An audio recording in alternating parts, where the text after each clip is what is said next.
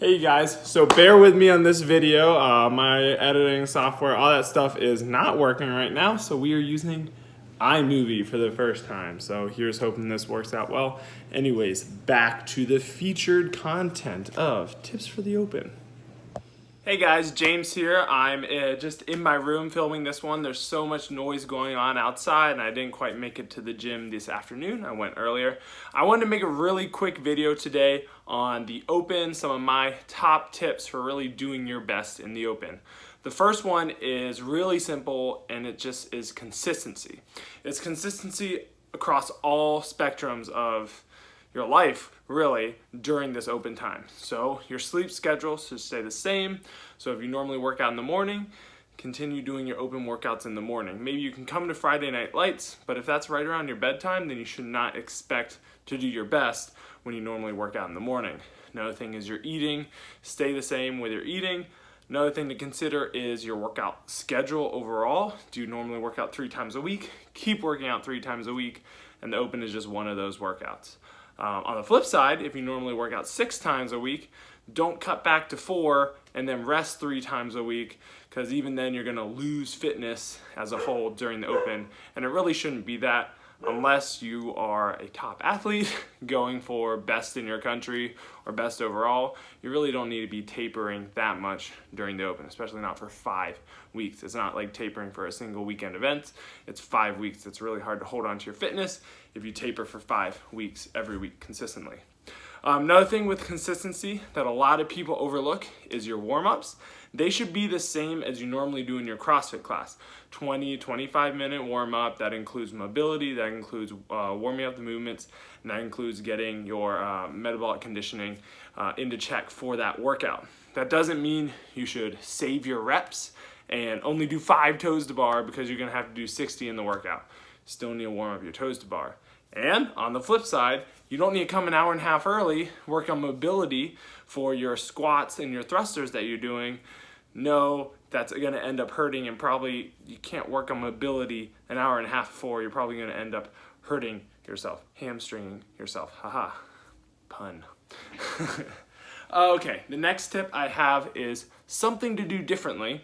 We just talked about consistently. Something to do differently, very simple, warm down after each of your open workouts. Normally we should be warming down after all of our workouts. A lot of people just leave the gym right away, but please, please, please warm down after your open workout. You will have a lot of adrenaline. You will go very hard in that workout, harder than you normally go. And if you don't warm down, you're gonna be dealing with that lactic acid building up in your legs, and you're gonna learn what 24-hour delayed onset muscle soreness is, DOMS. But then you're also gonna learn what 48-hour DOMS is, which is worse than 24. And you really don't want to be out of commission for 2 whole days after an open workout, especially if you're going to be making it up. So do me a favor, and moreover, do yourself a favor, and make sure to warm down. Now, more specifically, getting into the workout itself. What should you do differently? Well, the first thing you should do is you should have a plan going into the workout. You should look at the workout and really plan it out. A lot of people don't plan their workouts as is. They're just going through the motions, and that's fine for a regular CrossFit class. But if you really want to do your best, you need to break it up. So that might be something like, okay, if I'm starting off with 33 thrusters, I want to break it up into 13, 10, 10. It could be I want to break it up into 7, 5, 5, 5, 5, 5, 5, 4, or something like that, right? But it is not, I'm going to go do thrusters as hard as I can until I have to drop the barbell. I'm going to take 5 seconds rest, pick it up, and go back to the barbell. No, you need to have an idea of how many reps you're going to hit, or else you're going to hit a wall and you're going to die. Or you're not going to go hard enough and you're going to really regret how you did because you thought you could go harder. The next tip that I have is one that involves minimizing your rest. Once again, after you plan your workout, you are going to have rests in there. And the easiest way to go faster in a workout, as simple as it sounds, is rest less. If you have a 10-minute workout and you're putting down that barbell and resting 10 seconds between each time, maybe you have 2.5 minutes of rest in that 10 minutes. If you cut that in half to 5 seconds, now you just bought yourself a minute 15 in that workout by simply resting less. That can tie into a lot of things too, right? Let's take, for example, toes to bar and chest to bar.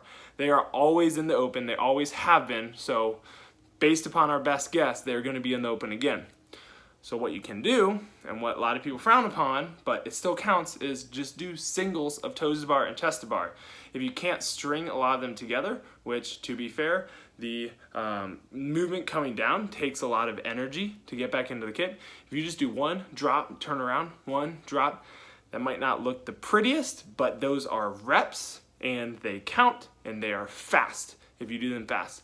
So just get the reps done. Stop resting between it and pick up that barbell, get back on the rig, pick up those handles for the double unders and just get going. My last tip, again, ties to the workout, and this maybe not be how to do the best in the open, but moreover how to get the most out of the open, is try a movement that maybe you haven't done before, or a movement that you have a problem with, or a movement you just never think you could. A lot of people, hundreds and hundreds, probably thousands of people get their first muscle up in the open, right? And maybe you're at the point where I can't get a muscle up. There's no way I'm gonna get a muscle up. Okay, that's fine. A lot of people get their first chest to bar in the open. Okay, you know what? Maybe that's not me either. Maybe I'm not getting my first chest bar. A lot of people get their first pull up in the open.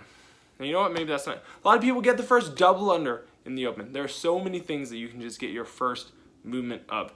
So every week you're gonna have the opportunity to choose between RX and scale. Some weeks there's gonna be no different. If you look at 19.1, it was wall balls and rowing, everyone was RX, right?